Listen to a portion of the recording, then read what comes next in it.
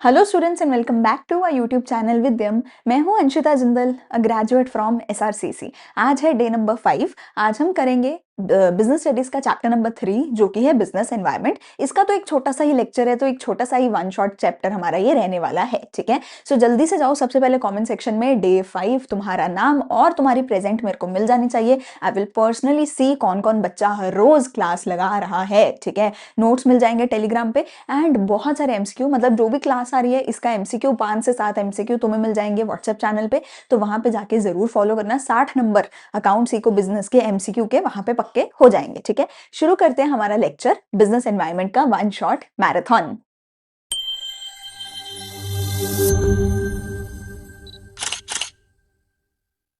तो चैप्टर का नाम है बिजनेस एनवायरनमेंट। ठीक है, बहुत ही आसान एंड छोटा सा चैप्टर है, one of the smallest chapter है हमारे बिजनेस स्टडीज का। बिजनेस एनवायरनमेंट क्या बोलता है? बिजनेस एनवायरनमेंट का मतलब होता है वो सारी चीजें जो एक बिजनेस को अफेक्ट करती हैं पर उसके कंट्रोल से बाहर है। ठीक है, वो सारी चीजें जो मेरे बिजनेस को अफेक्ट करती हैं पर मेरे कंट्रोल से बाहर है। फॉर एग्जाम्पल, अगर मैं बोलूं कि मेरे माँ बाप मुझे अफेक्ट करते हैं पर वो मेरे कंट्रोल के अंदर है, मैं अपने माँ बाप को संभाल सकती हूँ, मैं अपने माँ बाप को बोल सकती हूँ कि प्लीज ऐसा मत करो या वैसा करो, है ना। I can control them, they can control me.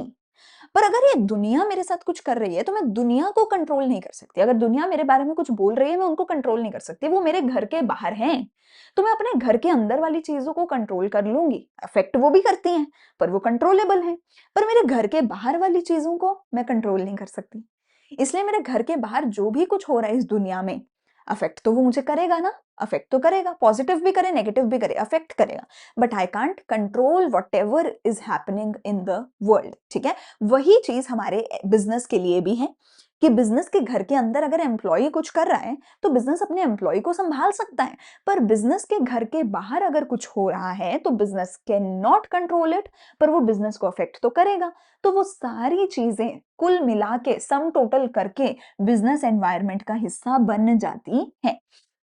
So business environment के अंदर क्या आती हैं? सम टोटल उन सारी चीजों का, वो सारे इंडिविजुअल्स, इंस्टीट्यूशंस, वो सारी फोर्सेस जो एक बिजनेस के कंट्रोल के बाहर हैं पर फिर भी वो बिजनेस की परफॉर्मेंस को पॉजिटिवली या नेगेटिवली अफेक्ट तो करेंगी। इस दुनिया भर में कुछ भी हो रहा है वो बिजनेस के कंट्रोल से बाहर है पर वो बिजनेस को कंट्रोल अफेक्ट करेंगी। तो वो सारी चीजें बिजनेस एनवायरनमेंट का हिस्सा बनती हैं।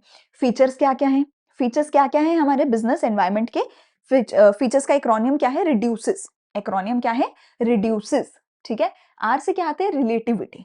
आर से क्या आता है? रिलेटिविटी। रिलेटिविटी का मतलब है हर बिजनेस अलग होता है और हर बिजनेस के ऊपर इस एनवायरनमेंट का जो इफेक्ट है वो भी अलग होता है। बहुत सिंपल बात है, अगर कोई मुझे कुछ बोले, शायद मैं ज्यादा इमोशनल हूं तो मैं रोने लग जाऊं। कोई स्ट्रांग बंदा होगा, उसको कुछ भी बोलते रहो वो नहीं रोएगा, वो स्ट्रांग है भैया, वो नहीं रोएगा, वो इमोशनल नहीं है। वही बिजनेस के साथ है। अगर बिजनेस छोटा है उस पर इम्पैक्ट भी छोटा होगा, बिजनेस बहुत बड़ा है तो उस पर इम्पैक्ट भी बहुत बड़ा हो सकता है। ठीक है ना। अगर बिजनेस स्पेसिफिक टू एजुकेशन है तो सिर्फ एजुकेशन बिजनेस को किसी चीज से इंपैक्ट होगा। अगर हेल्थ केयर है तो किसी चीज को उससे इंपैक्ट होगा। अगर बिजनेस इंडिया में है तो अलग इंपैक्ट होगा, बिजनेस चाइना में है तो अलग इंपैक्ट होगा। सो बिजनेस कैसा है, कौन सा है, किस तरीके का है, कहाँ पे है, किस चीज का है, उन सारे फैक्टर्स पे डिपेंड करेगा कि उस बिजनेस पे उसके एनवायरमेंट का क्या इफेक्ट पड़ रहा है। इफेक्ट सब पे पड़ेगा पर क्या इफेक्ट पड़ेगा, it is relative to that particular business. ये सारी एक्सटर्नल फोर्सेस है, बिजनेस के कंट्रोल से पूरी तरह बाहर है। ठीक है, ये डायनामिक है, पूरे तरीके से डायनामिक है। डायनामिक मतलब ऐसी चीज दैट कीप्स ऑन चेंजिंग, जो बार बार बार बार बदलती रहती है। अगर बिजनेस एनवायरनमेंट फिक्स होता तो मुझे पढ़ने की जरूरत ही क्या होती? पढ़ भी तो इसीलिए रही हूँ क्योंकि वो चेंज होता रहता है। कभी मोदी जी ने कुछ कर दिया, कभी ट्रंप ने कुछ कर दिया, कभी सर्दी आ गई, गर्मी आ गई, दिल्ली में पोल्यूशन आ गया, है ना, बच्चों के पेपर आ गए, मैं बीमार हो गई, ये हो गया, वो हो गया, कुछ ना कुछ होता रहेगा, कुछ ना कुछ होता रहेगा। ठीक है, इसीलिए बिजनेस एनवायरनमेंट को पढ़ना जरूरी है कि जैसे ही कुछ हुआ मैं उससे डील कैसे करूं, मैं उससे लड़ूं कैसे। ठीक है ना, इसीलिए बिजनेस एनवायरनमेंट को पढ़ना जरूरी है। अनसर्टेन है, अनसर्टेन मतलब आई डोंट नो। अनसर्टेन का मतलब क्या होता है? आई डोंट नो, मुझे नहीं पता क्या होने वाला है फ्यूचर में। फ्यूचर में अच्छा भी हो सकता है, बुरा भी हो सकता है, बहुत अच्छा भी हो सकता है, बहुत बुरा भी हो सकता है। कोविड का लॉकडाउन भी लग सकता है ना? कुछ भी हो सकता है फ्यूचर में, यू नेवर नो। तो फ्यूचर में क्या होगा नहीं पता। ये जो बिज़नेस एनवायरनमेंट है इसमें क्या चेंजेस आएँगे नहीं पता। पर जैसे ही चेंज आएगा, मुझे उसके अकॉर्डिंग खुद को प्रिपेयर रखना पड़ेगा कि कुछ भी हो सकता है दुनिया में, ठीक है? बहुत कॉम्प्लेक्स है। It is not easy to understand. Easy लगती है, जॉब ईज़ी नहीं है ये, ठीक है ना? तो इट्स नॉट ईज़ी। ये बिल्कुल भी ईज़ी नहीं है, बहुत मुश्किल है इसको समझना। मुश्किल क्यों है समझना? क्योंकि इसके सारे एलिमेंट्स आपस में इंटर रिलेटेड होते हैं। मतलब मतलब कि बिज़नेस एनवायरनमेंट के बहुत सारे डायमेंशंस हैं, जो हम आगे पढ़ेंगे, है ना? कि इकोनॉमिक भी है, टेक्निकल भी है, पॉलिटिकल भी है, ठीक है? सोशल भी है। तो बहुत सारे अलग-अलग डायमेंशंस हैं और ये सारे आपस में इंटर रिलेटेड हैं। फॉर एग्जाम्पल अगर कोई अच्छी टेक्नोलॉजी आ गई, कोई टेक्नोलॉजिकल चेंज आ गया, उसकी वजह से क्या होगा? आपकी कॉस्ट कम हो जाएगी, आपको इकोनॉमिकल इम्पैक्ट भी उसका दिखेगा। अगर मार्केट में कोई नया प्रोडक्ट आ गया, उसकी वजह से भी आपकी कुछ ना कुछ और चीज़ पे असर हो सकता है, ठीक है ना? तो ये जो अलग-अलग डायमेंशंस हैं, ये आपस में एक दूसरे को इफेक्ट करती रहती हैं और ये सारे डायमेंशंस को ना एक साथ पढ़ नहीं सकते हो। एक-एक, एक-एक करके इनको पढ़ना पड़ता है, तो ये बहुत ज़्यादा कॉम्प्लेक्स है, ठीक है? एनवायरनमेंट हमारा। अगला है स्पेसिफिक फोर्स भी है, जनरल फोर्स भी है एनवायरनमेंट में। स्पेसिफिक फोर्स वो होती है जो सिर्फ आप ही की इंडस्ट्री को इफेक्ट करेगी। यार अगर कॉमर्स के बच्चों का पेपर है, तो वो कॉमर्स के टीचर को ही तो उसका इम्पैक्ट पड़ेगा, ठीक है ना? एक डॉक्टर को क्या लेना-देना है कि कॉमर्स के बच्चों का पेपर है? मुझे लेना-देना है, मुझे पढ़ाना है, मुझे अपनी रातों की नींद सैक्रिफाइस करनी है, डॉक्टर को तो उससे कोई लेना-देना नहीं है। ठीक है? क्रिकेटर को तो कोई लेना-देना नहीं है, पॉलिटिशियन को तो लेना-देना नहीं है। तो जिसकी इंडस्ट्री, उसी को असर होगा स्पेसिफिक फोर्स का। कुछ जनरल फोर्सेस भी होती हैं। जनरल फोर्सेस को कौन-सी होती हैं? Specific and forces general, specific and general forces. General forces कौन-सी होती हैं? जो हर किसी को सेम ही तरीके से इम्पैक्ट करें। जैसे कोविड का लॉकडाउन हुआ, तो मोदी जी ने क्या ये बोला था कि ये इंडस्ट्री बंद कर दो, ये इंडस्ट्री चलने दो? क्या ऐसा बोला था? नहीं। उन्होंने बोला था पूरा देश बंद कर दो। यही हुआ था ना? तो it was not specific for any industry, it was general. तो जनरल फोर्स क्या है? जो हर इंडस्ट्री को इम्पैक्ट करे। स्पेसिफिक फोर्स क्या है? जो सिर्फ किसी एक इंडस्ट्री को इम्पैक्ट करे। ठीक है? एक्रोनिम क्या है? रिड्यूसेस। इंपॉर्टेंस क्या है? सबसे पहले इंपॉर्टेंस क्या है? It helps to identify opportunities and getting first mover advantage. ठीक है? अगर तुम एनवायरनमेंट को पढ़ लोगे, अगर एनवायरनमेंट को पहले से स्टडी कर लोगे, तो तुम्हें पहले से पता होगा क्या नई टेक्नोलॉजी आने वाली है, क्या नया चेंज आने वाला है। तुम उसके लिए खुद को पहले से प्रिपेयर करके रखोगे, पहले से प्लान बना के रखोगे और जैसे ही कोई अपॉर्चुनिटी आएगी, तुम पहले ही उसको ग्रैब कर लोगे। जैसे बहुत सिंपल सी बात है कि अभी जो 10 मिनट डिलीवरी है, 10 मिनट डिलीवरी सबसे पहले किसने शुरू करी? ज़ेप्टो ने। तो वो फर्स्ट मूवर बन गया। अगर ज़ोमैटो ने पहले शुरू करी होती, तो ज़ोमैटो पहले ही कर लेता। पर ज़ोमैटो ने पहले से नहीं शुरू करी। जब ज़ेप्टो ने शुरू करी, उसके बाद ज़ोमैटो ने, स्विगी ने शुरू करी। ठीक है ना? तो ये फर्स्ट मूवर थे। इनको पता था आज के टाइम में कोविड में ये ज़रूरी है। ठीक है ना? तो ये फर्स्ट मूवर एडवांटेज ले गए। इससे आपको यूज़फुल रिसोर्सेज़ भी पहले ही मिल जाएँगे, आपके कॉम्पिटिटर नहीं पहुँच पाएँगे, उससे पहले ही आपको मिल जाएँगे सारे यूज़फुल रिसोर्सेज़, सारे अच्छी लेबर, अच्छे लोग आप पहले ही ले जाओगे, ठीक है? कोई थ्रेट है, कोई अर्ली वार्निंग सिग्नल है, वो भी आपको पहले से ही पता चल जाएगा। अगर आप बिज़नेस एनवायरनमेंट की देख-रेख करते रहोगे, अगर देखते रहोगे कि क्या चल रहा है, तो पहले से ही आप सारे के सारे थ्रेट आइडेंटिफ़ाई करके रखोगे। कोई भी चेंज आ रहा है तो चेंज से लड़ने के लिए भी आप तैयार रहोगे क्योंकि आप तो पहले से स्टडी करके बैठे हो ना अपने एनवायरनमेंट की। तो आपको तो पहले से पता है कि ये हुआ तो ये स्टेप लेना है, वो हुआ तो वो स्टेप लेना है। तो चेंज के साथ लड़ाई करने के लिए आप अपने हथियार लेके बैठे हो, ठीक है? It helps in assisting in planning and policy formulation. Planning और पॉलिसी बनाने में मदद करता है बिजनेस एनवायरनमेंट। क्योंकि प्लान बनाना है फ्यूचर के लिए, पॉलिसी बनानी है फ्यूचर के लिए। अगर फ्यूचर को पढ़ोगे ही नहीं, तो प्लान कैसे बनाओगे? तो फ्यूचर को पढ़ना मतलब फ्यूचर में बिज़नेस एनवायरनमेंट में क्या कुछ हो रहा है, उसी की तो स्टडी करोगे। तो प्लान बनाने के लिए बिज़नेस एनवायरनमेंट को स्टडी करना बहुत ज़रूरी है और इससे आपकी ऑब्वियसली परफॉर्मेंस भी इम्प्रूव होती है। परफॉर्मेंस तो इम्प्रूव होगी ना जब तुम अच्छे प्लान बना रहे हो। जब तुम अच्छे डिसीजन ले पा रहे हो, जब तुम चेंज के साथ लड़ पा रहे हो, जब तुम अर्ली मूवर एडवांटेज ले पा रहे हो, तो ऑब्वियसली परफॉर्मेंस तो अच्छी होगी ही, ठीक है? अगला आता है डायमेंशंस, जो कि आई थिंक हमारा आखिरी ही टॉपिक है। डायमेंशंस का एक्रोनिम क्या है? स्पेल्ट, स्पेल्ट या फिर स्लेप्ट, जो भी तुम्हें अच्छा लगे, है ना? Social environment, political environment, economical, legal, technological. If you see, ये सारे के सारे जो डायमेंशंस हैं, ये बिजनेस की पहुंच के बाहर हैं, बिजनेस के कंट्रोल के बाहर हैं, इसीलिए बिजनेस एनवायरनमेंट का हिस्सा है। Social, political, economical, legal, technological, ठीक है? एक एक करके सारे एनवायरनमेंट देखते हैं। सबसे पहले आता है इकोनॉमिक एनवायरनमेंट। इकोनॉमिक में बेटा तुम्हें जो भी लिखना है ना, तुम्हारे मैक्रो है ना, तुम्हारे पास मैक्रो है ना, मैक्रो का जो भी चैप्टर याद आता है ना, उसका नाम लिख देना। National income, GDP, circular flow of income, demand, supply, aggregate demand, aggregate supply, ये सब तुम पढ़ते हो। अच्छा, फिर तुम्हारा foreign exchange reserve, inflation, deflation, bank, है ना, ये सब चीजें पढ़ते हो ना इकोनॉमिक्स में। यही सारी चीजें जो हैं, यही सारी चीजें जो हैं, ये क्या हैं?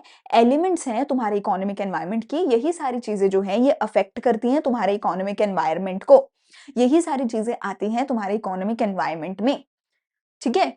तो it includes all those forces of business environment which have economic impact on any business, ठीक है? जैसे कि आपके इंटरेस्ट रेट हो गए, पढ़ते हो ना, repo rate, bank rate, reverse repo rate, पढ़ते हो ना मैक्रो में, वही इंटरेस्ट रेट की बात है। Inflation, change in the income of consumer, ठीक है? इसके अलावा कुछ भी लिख देना, डिमांड, एग्रीगेट डिमांड लिख देना, एग्रीगेट सप्लाई लिख देना, change in income, national income तो हो गई, जीडीपी के बारे में लिख देना, ठीक है?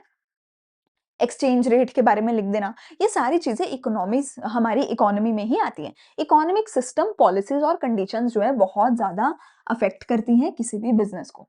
इकोनॉमिक कंडीशन क्या हो गई? कि तुम डेवलप्ड हो, डेवलपिंग हो, या अंडर डेवलप्ड हो, कैसे देश में हो। अमेरिका का बिजनेस अलग होगा क्योंकि वो डेवलप्ड है, इंडिया अभी डेवलपिंग कंट्री है, तो हमारे बिजनेसेस के लिए कंडीशन अलग है। अफ्रीकन नेशंस काफी सारे अंडर डेवलप्ड हैं, तो वहां लोग नहीं कर पाते हैं बिजनेस क्योंकि वहां गरीबी बहुत ज्यादा है। सो इट डिपेंड्स, ओके, कि तुम्हारा डेवलप्ड है, अंडर डेवलप्ड है या डेवलपिंग है, उस पर डिपेंड करेगा कि तुम्हारे बिजनेस को गवर्नमेंट से कैसी सपोर्ट मिल रही है, तुम्हारे बिजनेस को कस्टमर्स, इन्वेस्टर्स कैसे मिल रहे हैं। अगला है इकोनॉमिक पॉलिसीज। इकोनॉमिक पॉलिसीज क्या होती है? गवर्नमेंट टाइम टू टाइम अपनी फिस्कल पॉलिसी लेके आती है, ठीक है? Government time to time trade related policy लाती है, इन्वेस्टमेंट रिलेटेड पॉलिसीज लाती है कि कौन कितना ट्रेड कर सकता है, कि इन्वेस्टमेंट कर सकता है कि नहीं। तो गवर्नमेंट ने क्या क्या अलग अलग पॉलिसीज गवर्नमेंट ला रही है आपके लिए।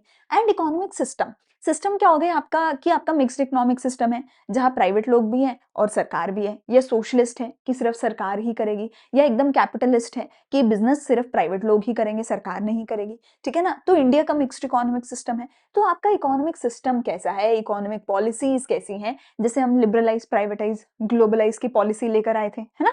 इकोनॉमिक कंडीशंस कैसी हैं, उन सब चीजों पे डिपेंड करेगा कि आपका, मतलब वो सारी चीजें आपके बिजनेस को अफेक्ट करेंगी इकोनॉमिकली, ठीक है?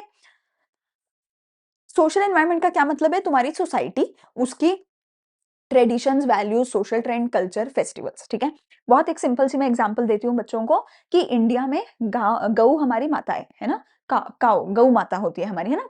गाय, गाय, है ना? तो गाय हमारी माता है, आगे कुछ नहीं आता है। तो इंडिया में गाय हमारी माता है, ठीक है? तो हम गाय का जो बीफ होता है इंडिया में, वो प्रोहिबिटेड होता है। कि अगर तुम इंडिया में हिंदू लोगों को स्पेशली गाय का बीफ वाली जो खाना है अगर वो बेचने लग गए ना, तो तुम्हारा बिजनेस बंद तो होगा ही, जल गया कि मर गया कि काट दिया कि वो भी हो सकता है इंडिया में, है ना? मतलब बंद तो हो ही जाएगा बिजनेस, ये तो पक्का है ना? और कुछ तुम्हारे साथ हो जाए वो अलग बात है।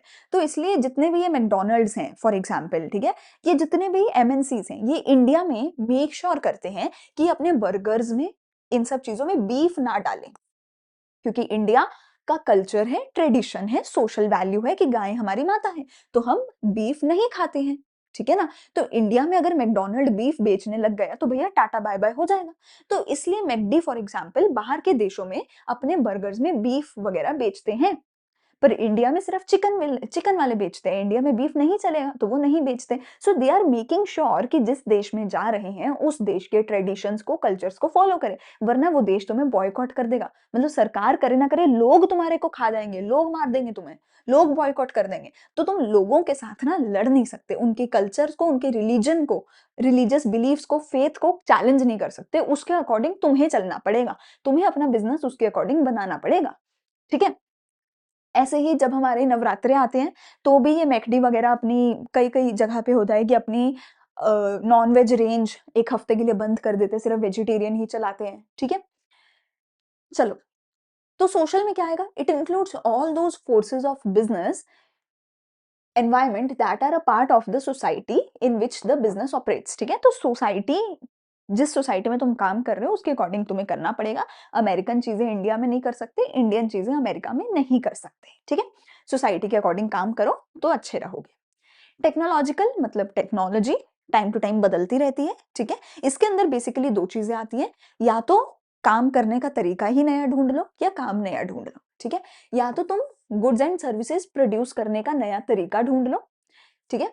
New ways of producing goods and services, discover new ways of operating a business. कोई प्रोडक्ट, गुड्स एंड सर्विस बनाने का नया तरीका ढूंढ लो, काम करने का नया तरीका ढूंढो, जिससे कि बेटर हो, एफिशिएंसी ज्यादा आए, जल्दी काम हो सके, सस्ते में काम हो सके। जैसे कि एआई है, एआई ने आपके बहुत सारे काम बहुत इजी बना दिए हैं। मतलब मेरे लिए पर्सनली तुम्हारे क्वेश्चन पेपर्स बनाना, पीवाईक्यूज फाइंड आउट करके उनके आंसर्स भी डालना, सब कुछ डालना, एआई ने बहुत इजी बना रखा है, ठीक है ना? जिन चीज़ों में पहले मेरा पूरा-पूरा दिन लग जाता था, अब मैं वो 2-4 घंटे में कर पाती हूँ, ठीक है? पूरा-पूरा दिन भी नहीं, आई स्टिल रिमेंबर पहले मुझे बहुत ज़्यादा टाइम लगता था। तुम्हारे लिए जो हम सीरीज़ लेके आते हैं, इम्पोर्टेंट क्वेश्चन सीरीज़, ठीक है? मैं एक-एक क्वेश्चन खुद डालती हूँ, उसका आंसर भी खुद डालती हूँ, खुद क्वेश्चन सारे पढ़ती हूँ, जो बार-बार रिपीट होते हैं, सिर्फ वही क्वेश्चन डालती हूँ। तो इतना सब करने में ना पहले बहुत टाइम लगता था, एक-एक हाथ से डालना पड़ता था। पर अब एआई की मदद से वो चीज़ ईज़ी हो गई है। अब मैं सिर्फ क्वेश्चन बताती हूँ, ठीक है? आंसर बताती हूँ, मेरे काफ़ी काम ऑटोमेट हो जाते हैं एआई की वजह से, ठीक है? तो एआई आपके काम को ईज़ी बनाता है। से मतलब इंसान तो अभी भी लगेगा, है ना? मैं एआई को बोलूँ कोई भी क्वेश्चन डाल दो, वो नहीं हो सकता ना, वो तो कुछ भी डाल देगा। उसको थोड़े ना पता है कि पीवाईक्यू कौन से हैं। उसको नहीं पता कि कौन-सा बेस्ट क्वेश्चन है। क्वेश्चन तो मुझे ही बताना पड़ेगा। बट वो स्टिल मेरे काम बहुत आसान बना देता है, क्वेश्चन की सही प्लेसमेंट कर देता है, उसके साथ उसका आंसर सही जगह पे डाल देता है, ठीक है? लेफ्ट राइट करना हो, फ़ॉन्ट बड़ा-छोटा करना हो, वो काफ़ी काम एआई कर देता है, ठीक है? तो उससे क्या होता है, साइंटिफिक इंप्रूवमेंट आ जाती है, इनोवेशन आ जाती है टेक्नोलॉजी में, उससे बिज़नेस का काम आसान हो जाता है, ठीक है? फिर है पॉलिटिकल एनवायरनमेंट। पॉलिटिक्स जो है, याद रखना, पॉलिटिक्स का मतलब होता है कोई पर्टिकुलर पॉलिटिकल पार्टी। मतलब अगर मैं बोलूँ कि बीजेपी ने कुछ कर दिया, कांग्रेस ने कुछ कर दिया, उनकी आइडियोलॉजी क्या है, दैट इज़ पॉलिटिक्स। पर अगर मैं बोलूँ सरकार है और सरकार ने कोई रूल पास कर दिया, कोर्ट है, कोर्ट ने कोई रूल पास कर दिया, कोई लॉ पास हो गया, then that is not political, that is legal. याद रखना। मतलब अगर मेरे देश ने दूसरे देश के साथ कोई बातचीत करी है, कोई बातचीत करी है इंडिया ने अमेरिका के साथ, दैट इज़ पॉलिटिकल। क्यों? अरे यार, मेरे मतलब हमारे देश की जो पॉलिटिकल पार्टी है इन पावर, उसका दिल किया, उसने बात कर ली, उसमें सरकार का कोई लेना-देना नहीं होता, ठीक है? तो दैट इज़ पॉलिटिकल। पर जब कोई रूल पास हो जाता है, कोई लॉ बन जाता है, कोर्ट की कोई ऑब्जर्वेशन आती है, तो वो सारी चीज़ें लीगल होती हैं। पॉलिटिकल और लीगल में ही तुम्हें ज़्यादा डिफरेंस समझने की दिक्कत होती है, बाकी तो ईज़ी होते हैं, ठीक है? बट तुम समझ लो जो पॉलिटिकल है, उसमें बेसिकली क्या है, देश की पॉलिटिकल कंडीशंस की बात होती है, ठीक है? जैसे कि जनरल स्टेबिलिटी है कि नहीं, पीस है कि नहीं, शांति है कि नहीं देश में, सरकार का एटीट्यूड, ठीक है? Representative hold towards the business. तो कहते हैं कि किसी देश में पॉलिटिकल स्टेबिलिटी है कि नहीं। मतलब सरकार, इंडिया में ना कितना भी तुम बोल लो कि ये सरकार अच्छी नहीं है, वो सरकार अच्छी नहीं है, पर पॉलिटिकल स्टेबिलिटी होना ना बहुत ज़रूरी है। आपने देखा होगा हमेशा हमारी सरकार 5 साल पूरे करती है, पर पाकिस्तान में देखो, जब से पाकिस्तान आज़ाद हुआ है, तब से लेकर के कभी भी 5 साल किसी सरकार ने पूरे करे ही नहीं है। पहले ही कुछ ना कुछ बवाल हो जाता है, सरकार पहले ही हट जाती है। वो गलत है, वो बहुत गलत है। कोई भी सरकार अच्छे से काम नहीं कर पाते। तो इंडिया की सरकार को तुम्हें कैसी भी लगती है, एटलीस्ट स्टेबल तो है, ठीक है? शांति है, हमारे देश में तो बहुत है कंपैरेटिवली, टच वुड, है ना? पाकिस्तान में फॉर एग्ज़ाम्पल बिल्कुल शांति नहीं है, काफ़ी देशों में नहीं है, ठीक है? सरकार का क्या एटीट्यूड है तुम्हारे बिज़नेस के लिए? जैसे दिल्ली में केजरीवाल सरकार जो थी, उसका एटीट्यूड बहुत पॉजिटिव था टुवर्ड्स स्कूल्स और कुछ मुझे नहीं पता उन्होंने किया है कि नहीं, बट स्कूल्स में फॉर एग्ज़ाम्पल उन्होंने बहुत अच्छा काम किया है, गवर्नमेंट स्कूल्स में। तो जिसका भी स्कूल रिलेटेड बिज़नेस होगा, एजुकेशन रिलेटेड बिज़नेस होगा, उनको फ़ायदा हुआ होगा, ठीक है ना? तो ऐसे ही सरकार का तुम्हारे बिज़नेस के टुवर्ड्स कैसा एटीट्यूड है? आजकल सरकार का सोलर एनर्जी के टुवर्ड्स बहुत अच्छा एटीट्यूड है, तो जितनी भी सोलर एनर्जी की कंपनीज़ आ रही हैं, उनको भर-भर के सब्सिडी मिल रही है, ठीक है? गवर्नमेंट की कैसी टाइप है, सिंगल पार्टी है, मल्टी पार्टी है, बाय पार्टी है, ठीक है? अलग-अलग पॉलिटिकल पार्टी की आइडियोलॉजी क्या है? ये सब पॉलिटिकल उसमें आएगा। लास्ट है लीगल एनवायरनमेंट, स्पेल्ट हाँ, हो गया सारा, है ना? लीगल एनवायरनमेंट में क्या है कि तुम्हें जो भी लॉज़ हैं तुम्हारे देश के, वो तुम्हें ओबे करने पड़ेंगे। एक एडिक्वेट अमाउंट ऑफ आपको नॉलेज होनी चाहिए रूल्स एंड रेगुलेशंस की, फ्रेम्ड बाय द गवर्नमेंट, ठीक है? Is a prerequisite for better business performance. तो कहते हैं कि ना हर देश के कुछ रूल्स होते हैं, लॉज़ होते हैं, वो लॉ आपको पता होने चाहिए, उसकी नॉलेज आपको होनी चाहिए और वो लॉ आपको फुलफिल करने पड़ेंगे, अबाइड बाय करने पड़ेंगे। अगर कल को तुम्हें पुलिस ने पकड़ा, सरकार ने पकड़ा, यू कांट से कि मुझे तो पता ही नहीं था ये लॉ है। सरकार 2 थप्पड़ मारेगी और बोलेगी तेरी ज़िम्मेदारी है, तुझे पता होना चाहिए था। हमें न हमारी ज़िम्मेदारी नहीं है तुम्हें बताना। तुम्हें पता है बाय द वे ये चीज़ तुम्हारी ज़िम्मेदारी है कि तुम्हें सारे रूल पता होने चाहिए। सरकार ने अपनी किताबों में लिख रखे हैं रूल, पब्लिश कर रखे हैं चलो गूगल वगैरह पे, पर अगर तुम कल को पकड़े गए तो तुम नहीं बोल सकते कि सर मुझे तो पता ही नहीं था ये रूल है। सरकार कहती है ये तुम्हारी ज़िम्मेदारी है, एक ज़िम्मेदार नागरिक की तरह कि तुम्हें सारे रूल पता होने चाहिए। मतलब इस वज़ह से मुझे लगता है कि हमारा एजुकेशन सिस्टम कितना बुरा है देखो। जब हमें लॉ पता होने चाहिए, तो हमें 12th तक किसी भी क्लास में थोड़ा-सा भी लॉ क्यों नहीं पढ़ाते? पढ़ाना चाहिए। एटलीस्ट 10th तक एक सब्जेक्ट एक क्लास में होना चाहिए, जिसमें कुछ बेसिक लॉज़ की बेसिक लॉज़ की जानकारी होनी चाहिए। है ना? कि अगर बेसिक इतनी ये चोरी करी, ये मर्डर किया या ये किया या वो किया तो तुम्हारे क्या उसके साथ तुम्हारा क्या होगा? है ना? लड़कों को उस रिलेटेड बताना चाहिए कि अगर लड़की के साथ कुछ गलत किया तो लीगल क्या एक्शन तुम्हारे पे लिया जाएगा। हमारे लिए बोला जाता है कंपल्सरी है तुम्हें लॉ पता होना चाहिए, पर 12th तक पढ़ाया ही नहीं जाता है। 12th के बाद लॉ के फील्ड में जाओ तो पता है तुम्हें लॉ, वरना किसी को पता ही नहीं है कि लॉ क्या है। And this is so wrong, है ना? एटलीस्ट एक क्लास में एक सब्जेक्ट तो बेसिक लॉ का पता होना चाहिए तुम्हें, ठीक है? बट एनीवेज, सो कहते हैं कि तुम्हारे देश के जो भी लॉ है वो तुम्हें ओबे करने पड़ेंगे, देयरफॉर तुम्हें नॉलेज होनी चाहिए रूल्स एंड रेगुलेशंस की, ठीक है? तुम्हें नॉलेज होनी चाहिए। अगर नॉलेज नहीं है, तो तुम्हारी गलती है, सरकार की गलती नहीं है, ठीक है? तो इसमें क्या-क्या आता है? किसी भी लेजिस्लेशन को पास किया है सरकार ने, किसी भी कोर्ट का, किसी भी कमीशन का, किसी भी एजेंसी का कोई भी अगर डिसीजन है, जजमेंट है, वो सब कुछ इसके अंदर इंक्लूड होता है। अच्छा, एक आखिरी टॉपिक रह गया डिमोनेटाइजेशन का और जीएसटी का भी आई थिंक इसी में आता है। नहीं, बस एक डिमोनेटाइज़ेशन का और टॉपिक रह गया। डिमोनेटाइज़ेशन क्या था? सरकार ने हमारे जो है 500 और 1000 के नोट बंद कर दिए थे, which was 86% of our currency जो रातों-रात सरकार ने बोला था कि ये कल से यूज़ में नहीं आने वाली है। 8 नवंबर 2016 को ये करी गई थी। ज़्यादा नहीं पढ़ना है इसके बारे में, तो मैं 2 मिनट में छोटा-सा ही आपको बता रही हूँ। 8 नवंबर 2016 को रात 8 बजे के करीब मोदी जी आए थे मेरे घर नहीं आए थे ऑब्वियसली, टीवी पे आए होंगे, कहाँ आए थे? टीवी पे ही आए थे। मैंने तो टीवी पे ही देखा था।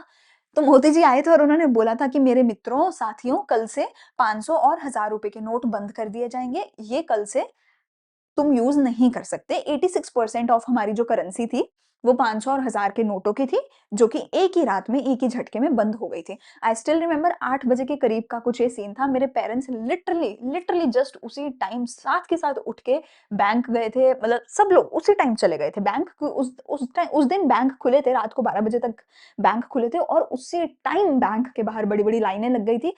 हड़बड़ी मच गई थी कि भाई जल्दी-जल्दी करवाना है। तुम लोग तो आई थिंक उस टाइम और भी छोटे होगे, तुम्हें इतना नहीं ध्यान होगा। बट हाँ, उसी टाइम बैंक के बाहर लाइन्स लग गई थी, हड़बड़ी मच गई थी कि भाई जल्दी-जल्दी नोट बदलवाओ, हमारे पास तो था भी नहीं कुछ। फिर भी चलो ठीक है। तो 86% ऑफ जो है डिमोनेटाइज़ हो गई थी। फीचर्स क्या है डिमोनेटाइजेशन के? It is viewed as a tax administrative measure. सरकार ने बोला था कि ना टैक्स चोरी हो रही है, काला धन है हमारे देश में बहुत ज़्यादा और वो सब कुछ खत्म हो जाएगा इसके थ्रू। तो इसको टैक्स एडमिनिस्ट्रेशन मेजर बोला गया था। सरकार ने इसके थ्रू बोला था कि आज के बाद जो टैक्स की चोरी है, वो बिल्कुल भी टॉलरेट नहीं करी जाएगी। बेसिकली क्या होता है ना, अगर तुम्हारे अकाउंट में पैसा आता है, तो वो सरकार को पता चल जाएगा। अकाउंट में तो पता चल जाएगा ना, बैंक अकाउंट सरकार के पास है पैन कार्ड के थ्रू, तो तुम्हें उस पर टैक्स देना पड़ेगा। पर अगर कैश में पैसा आया तुम्हारे पास, तो सरकार को तो नहीं पता कि तुम्हारे पास पैसा आया, तो तुम्हें टैक्स नहीं देना पड़ेगा। तो इसलिए सरकार ने कैश बंद ही कर दिया था। तो तुम्हारे पास जो भी कैश था, या तो उसको बैंक में जमा कराओ, बैंक में जमा कराओगे सरकार को पता चलेगा और टैक्स देना पड़ेगा, या फिर उसको फूक दो, क्योंकि अब तो उसकी वैल्यू जीरो ही हो गई है, अब तो वो पुराने नोट चलेंगे नहीं, तो या तो उसको फूक दो, आग लगा दो। लिटरली बहुत लोगों ने आग लगाई है, बहुत लोगों ने पानी में बहाए हैं नोट, ठीक है? या फिर सरकार को दे दो, बैंक में जमा कराओ और फिर टैक्स भरो, ठीक है? तो demonetisation also led to tax administration channelising the savings into formal financial system. आपका जो सेविंग्स था वो बैंक में चला गया था, तो बैंक के पास पैसा इकट्ठा हो गया था, और बैंक तो आगे लोन दे दे के, है ना, मनी मल्टीप्लायर करता है, क्रेडिट क्रिएशन करता है, और इससे हमारी एक कैश लाइट इकोनॉमी बन गई थी। एक अच्छी चीज हुई है डिमोनेटाइजेशन के बाद, पेटीएम, गूगल पे, फोन पे, ये सब शुरू हो गया, यूपीआई स्टार्ट हो गया, उससे पहले नहीं था। यूपीआई सिस्टम उससे पहले बिल्कुल भी नहीं था, बिल्कुल भी नहीं था। उसके बाद आज हम 10-10 रुपए भी पेटीएम करते हैं, है ना? So that is a good thing. And India का यूपीआई सिस्टम बहुत अच्छा है, दुनिया भर में जो इंडिया का यूपीआई सिस्टम है वन ऑफ द बेस्ट है। तो ये एक चीज डेफिनेटली अच्छी हुई है। बाकी काला धन कोई इतना बाहर नहीं आया था, टैक्स में कोई बहुत बड़ी क्रांति नहीं आई थी, लोग जो है बस लाइनों में लग लग के पागल हो गए थे, वो सब काफी बुरे तरीके से इंप्लीमेंट किया था सरकार ने। पर यूपीआई अच्छा हुआ, एक ये चीज थी, ठीक है? चलो, यहाँ पे होता है हमारा चैप्टर खत्म। जल्दी से कमेंट सेक्शन में लिखो डन, कि हाँ हमने पूरा चैप्टर कर लिया है खत्म। आधे घंटे कुछ की वीडियो है, छोटा सा चैप्टर था, छोटा सा वन शॉट है। मैं मिलूंगी अगले लेक्चर में अगले चैप्टर के साथ। तब तक के लिए लाइक शेयर एंड सब्सक्राइब कर देना, एंड अपनी पढ़ाई अच्छे से करते रहना। Thank you, bye bye.